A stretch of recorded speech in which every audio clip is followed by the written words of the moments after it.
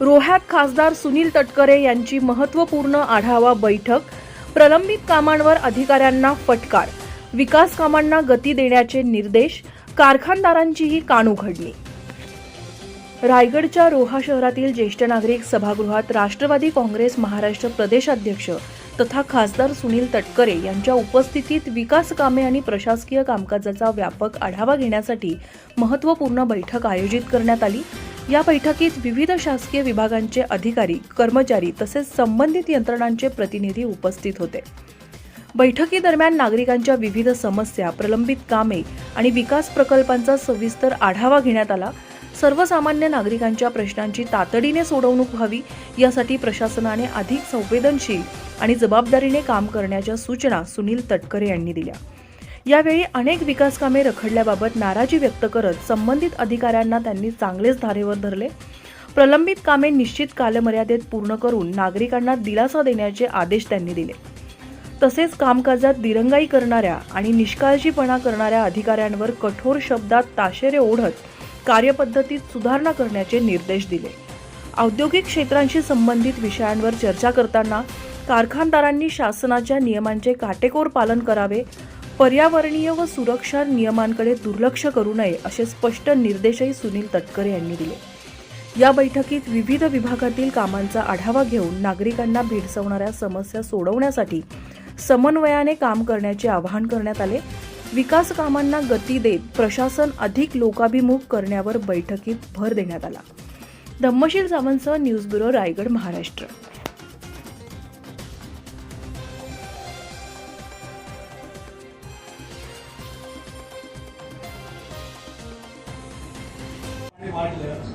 त्याच्यामुळे पूर आला तुमत नाही. महत्वाचा भाग आहे तो. पूर आला तसंच पाणी इतर गावामध्ये गेलं, तिथं रसायनयुक्त पाणी गेलं का नाही का? इथे गेलं ना. म्हणजे जे पाणी आपण नदीच्या नैसर्गिक प्रवाहामध्ये प्रक्रिया करून सोडायला पाहिजे होतं ते न सोडता तिथे सोडलं गेलं. माझ्या म्हणण्याचा मुद्दा काय, सगळ्यांची ती तक्रार आहे, गंभीर तक्रार आहे ती की पावसाचा पाण्याचा, पुराच्या पाण्याचा गैरफायदा घेत न प्रक्रिया करता सांडपाणी किंवा ते जे काही पाणी केमिकल युक्त आहे त्या सोडण्याची प्रवृत्तीला आळा घालण्यासाठी आपण काय करणार हा माझा मुद्दा आहे. आपल्या लक्षात आलं? परत समजावून सांगू का? सांगा ना मग काय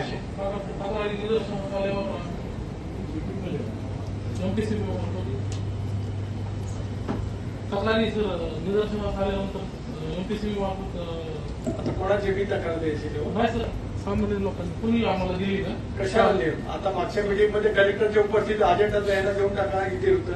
त्यांनी पंधरा काय केले? आता जे लीलाधर मोरे किंवा उपाध्यक्ष तक्रार सांगतात दुर्गंध आपला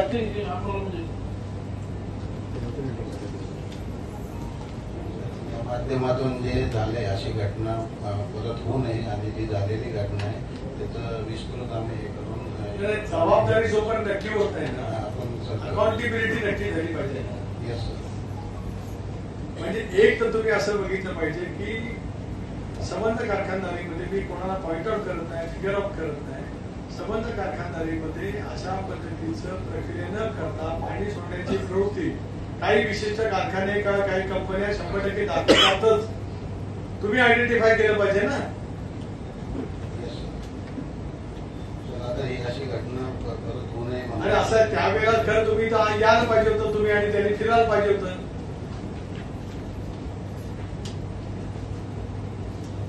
ग्रामपंचायतीला सांगितलं, ग्रामपंचायतीला भाऊ म्हटले त्याप्रमाणे तिकडच्या वर्तमानपत्रामध्ये जाहिरात आली.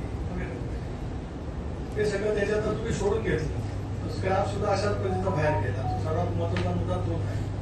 आता या सगळ्या परिस्थितीमध्ये आपण ज्या किमतीमध्ये घेतलेल्या त्याचं आज व्हॅल्युएशन काय?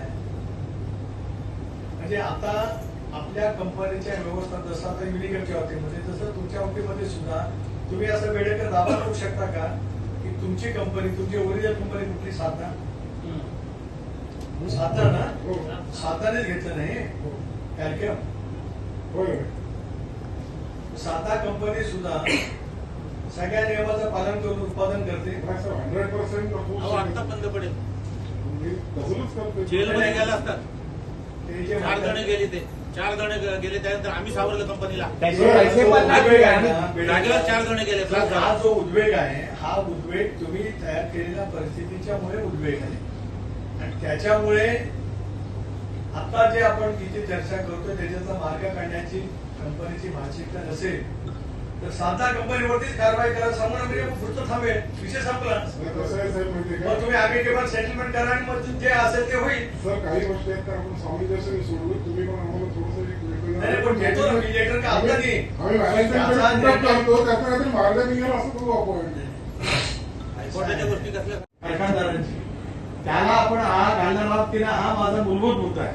तो घातला जात नाही याच्याबद्दलची सगळ्यांची सामुदायिकता करा. नाही सर, आपल्याबरोबर वारंवार सर कुठंही निदर्शनास आलं ना, आम्ही एमपीसीबीला बोलवतो किंवा मग तहसीलदार साहेबांना आता निदर्शन यावेळेला का आलं तेवढं घेते सांगा मग. यावेळेला का आलं, कुठल्या कंपनीचं पाणी आलं म्हणून निदर्शनाचं आलं. सर नदीचं पाणी बॅक आलं होतं सर, काही लक्षात आलं नाही. नदीचंही पाणी खूप इकडे आलं होतं कुठल्या एरियामध्ये सर. पाणी नाही, नाही, सगळं नदीचं पाणी येणं वेगळं. लेवल वाढल्यामुळे सर काय झालं, पाऊस तर पडतच होता. मी विचारतो त्या प्रश्नापासून तुम्ही 89 पासून कितीतरी वेळा पाणी आलं. यावेळेचा पाण्याचा जर का आपण बघितलं तर यापूर्वीच्या झालेल्या पुराच्या तुलनेपेक्षा तसं कमी लेवल होती. त्या लेवलमध्ये सुद्धा पंप स्टोरेजमध्ये किंवा पंपिंग याच्यामध्ये जर का पाणी जातं तर यापूर्वीच्या अनुभवातून त्याची उंची वाढवणं किंवा पाण्यापासून त्याला सुरक्षित ठेवणं याचा काय एमआयडीसीने विचार नको करणं. आता हीच परिस्थिती पुन्हा तेवढ्याच पाण्याच्या आल्यानंतर पुन्हा तसं तुम्ही सांगणार. या वेळेला माणसं काढायला गेले त्यांचे पाय खराब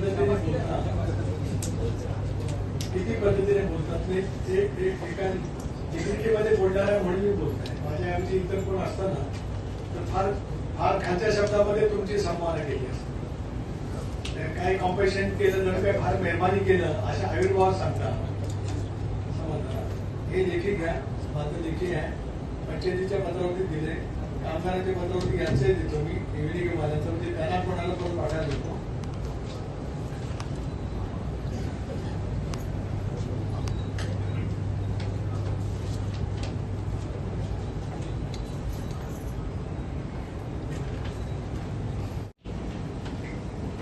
आहेत ना पीआय त्या सगळ्यांना सांगतो, एसपीला फोन करतो मॅडमना.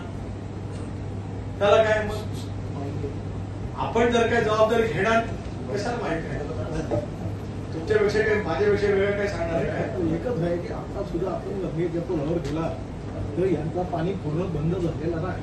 आपल्या नदीचं पाणी बघा आणि यांच्या इकडनं हा नाल्याचं पाणी येतोय, पूर्ण हिरवं निळा पाणी आहे.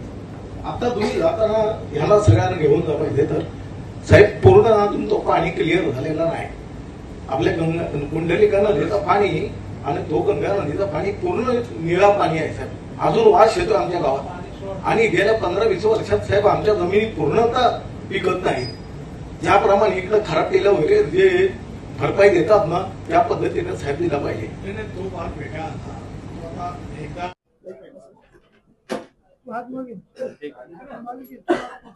सर, आज रोहामध्ये प्रशासकीय आढावा बैठक झालेली आहे. काय नेमकं बैठकीमध्ये ठरलं?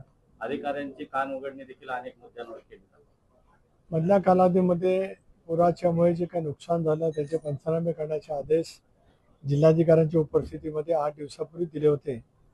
त्याप्रमाणे जवळपास 73 लाख रुपयेचं मदतीचं वाटप हे शासनाच्या वतीने करण्यात आलेलं आहे.